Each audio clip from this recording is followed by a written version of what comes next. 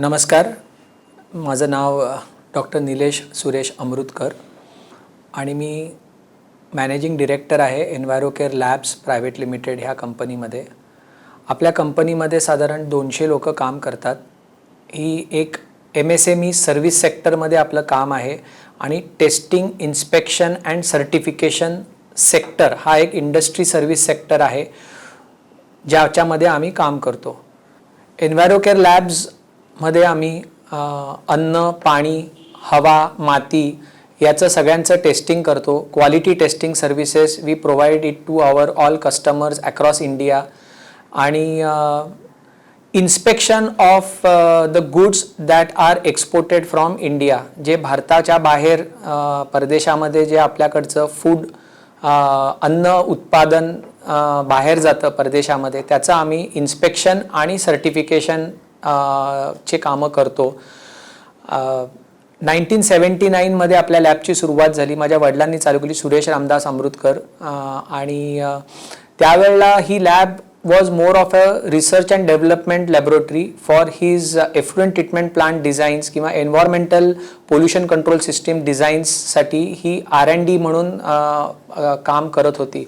हळूहळू जसं quality testing सर्व्हिसेसला महत्त्व येत गेलं, एन्व्हायरमेंटल टेस्टिंगला महत्त्व येत गेलं, तशी आपली लॅब हळूहळू पुढे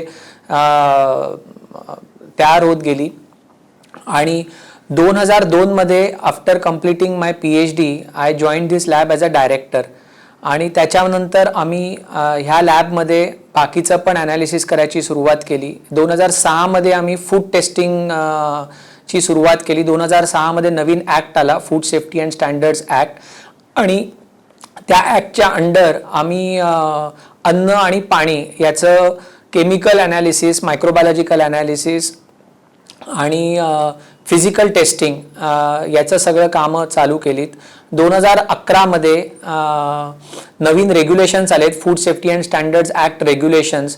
त्याच्यामध्ये अजून स्पेसिफिकेशन्स भारताने तयार केलेत, ज्याच्यामध्ये pesticide analysis, heavy metal analysis, antibiotic residue analysis, GMO testing, nutritional labelling of the food products that are sold in the market, याचे सगळ्यांचे रेग्युलेशन्स भारतामध्ये आलेत.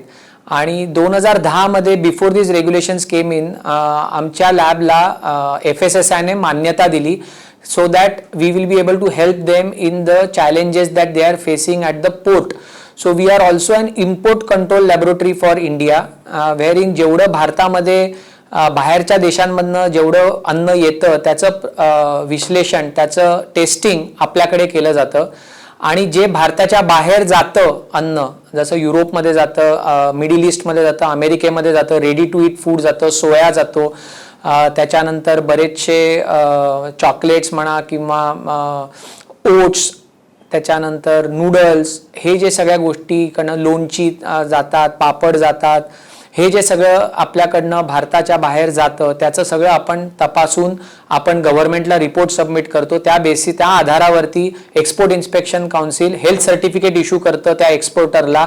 आणि आपल्या रिपोर्टवरनं त्या पर्टिक्युलर देशामध्ये ते अन्न ॲक्सेप्ट केलं जातं. So our reports are valid in almost 200 countries in the world because our lab is accredited under ISO 17025 2017 by NABL, National Accreditation Board for Testing and Calibration Laboratories, which has got a mutual recognition agreement with 200 countries across the globe. So याच्यामुळे आपण जे काय तपासतो त्याच्यासाठी जे एक्सपोर्टरना तिकडे जाऊन परत तपासायची गरज पडत नाही, त्यांना फ्री ट्रेड पटापट त्यांचा माल त्या पोर्टला बाहेर निघू शकतो मार्केटमध्ये जायला. Apart from the testing services that we just now mentioned, we are also into pharmaceutical testing, drug testing, ज्याच्यामध्ये परत केमिकल ॲनालिसिस आणि मायक्रोबायोलॉजिकल ॲनालिसिसचे स्पेसिफिकेशन्स फार्माकोपियामध्ये दिलेले आहेत. आपली लॅब FDA अप्रूव्ड पण आहे. आणि because we are approved by ministry of commerce, ministry of consumer affairs, ministry of health, food processing industry ministry यांच्याकडनं आपल्याला अप्रूव्हल असल्यामुळे आपण सगळ्या प्रकारचे government as well as private कंपन्या ज्या आहेत त्यांच्यासाठी आपण टेस्टिंग सर्व्हिसेस प्रोव्हाइड करतो. Envirocare Labs has always believed in quality testing services आणि बिफोर मेक इन इंडिया आपल्या प्राईम मिनिस्टर मोदी सरांनी जेव्हा मेक इन इंडिया लॉन्च केलं त्याच्या अगोदरपासनं आपण क्वालिटी टेस्टेड इन इंडिया हा ब्रँड चालवण्याचा प्रयत्न करत आहोत. आमचं स्वप्न असं आहे की जेव्हा क्वालिटी हा वर्ड आपण गुगलमध्ये टाकू सर्च इंजिनमध्ये त्यावेळेला इंडियाचा झेंडा आणि इंडिया दिसायला पाहिजे. याचा अर्थ काय की भारताचा प्रत्येक मनुष्य, प्रत्येक प्रॉडक्ट, प्रत्येक सर्व्हिस ही क्वालिटी दर्शवली पाहिजे. म्हणून आम्ही हॅशटॅग क्वालिटी इंडिया असं पण सगळीकडे सोशल मीडियावरती नेहमी पोस्ट टाकत असतो. So that we are able to create more and more awareness about quality and we will be able to lead a quality life for every citizen of the country across the globe. Quality इंडियाच्या साठीच आम्ही आमची प्रत्येक step जे आम्ही घेतो ती quality India दर्शवेल आमच्या कामामधनं, आमच्या कार्यामधनं. हेच याचाच आमचा सतत प्रयत्न असतो. आमच्यासारखे बरेचसे उद्योजक आहेत जे खूप तऱ्हेने चांगल्या तऱ्हेने कामं करत आहेत आणि अजून पण होतकरू खूप लोक आहेत की ज्यांना जे नोकऱ्या करतात किंवा जे स्टुडंट आहेत आणि त्यांना बिझनेसमध्ये यायचं आहे. खूप कठीण असतं वाटचाल उद्योजकाची आणि भरपूर चॅलेंजेस असतात. Ease of doing business is there but still it is not that easy. आणि म्हणून मला सगळ्या उद्योजकांना किंवा होतकरू उद्योजकांना हे सांगायचं आहे की if you are working with dedication, determination and devotion, मला असं वाटतं की the passion that you have in you to deliver a product or deliver a service to your customer will always be very helpful to you to create the kind of market that you would wish for. Under MSME, there is always lot of importance given to the manufacturing industries.